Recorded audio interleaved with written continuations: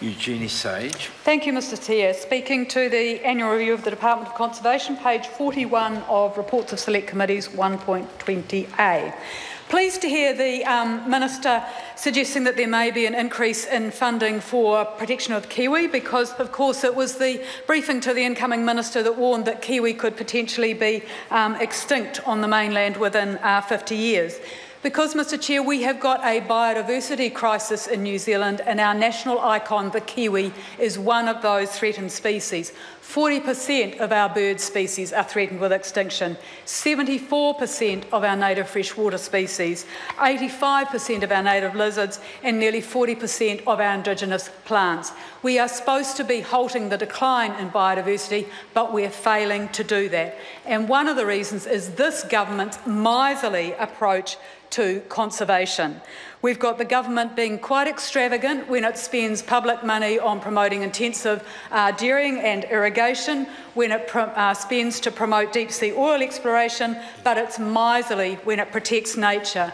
We've got a Department of Conservation responsible for a third of New Zealand's land area, yet only $163 million of its $346 million annual budget last year was able to be spent on natural heritage management.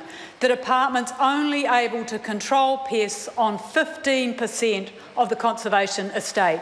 And yes, Battle for Our Birds was a brilliant initiative, but that was funded because the department didn't spend quite as much on redundancies in its disastrous restructuring exercise as it had anticipated. There needs to be an increase, a significant increase in baseline funding for the Department of Conservation so that it can invest in controlling predators over much more of the conservation estate.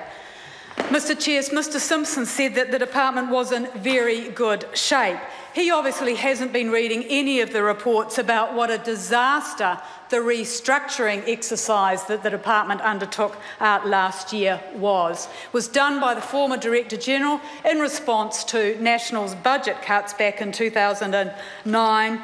126 conservation staff were made redundant last year, and with that, a huge loss of technical expertise in the regions, places like the West Coast, where there are major challenges on the ground.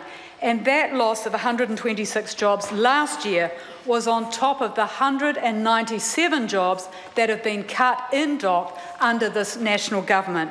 So we've seen 323 jobs go in the Department of Conservation. It shows how serious or not the government is about protecting our conservation estate. 2,000 staff. And this was the largest restructuring in the public sector.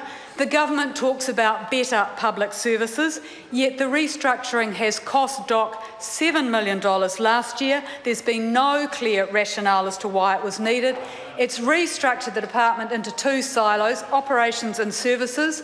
I get regular comments about the fact that things are going through the gap in the middle. There's no clear integrated line of decision making. Has it led to better public services? No. What did the department do last year? It spent $1 million more on travel. Why? Because a lot of the staff now are in offices where their managers aren't present in that office. That's all. That $1 million extra being spent on travel could have funded aerial predator control over nearly 60,000 hectares, an area the size almost of 2 Paparoa National Parks. Where did it go on travel?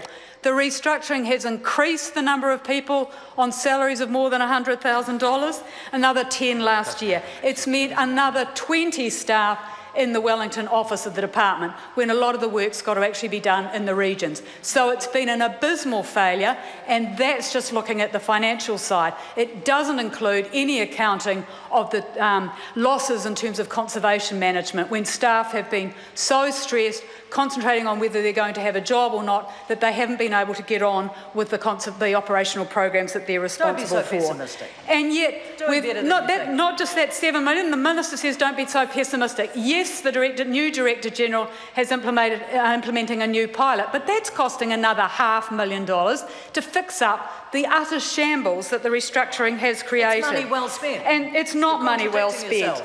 $17 million has been spent under this government on restructuring and DOC that could have been spent on pest control.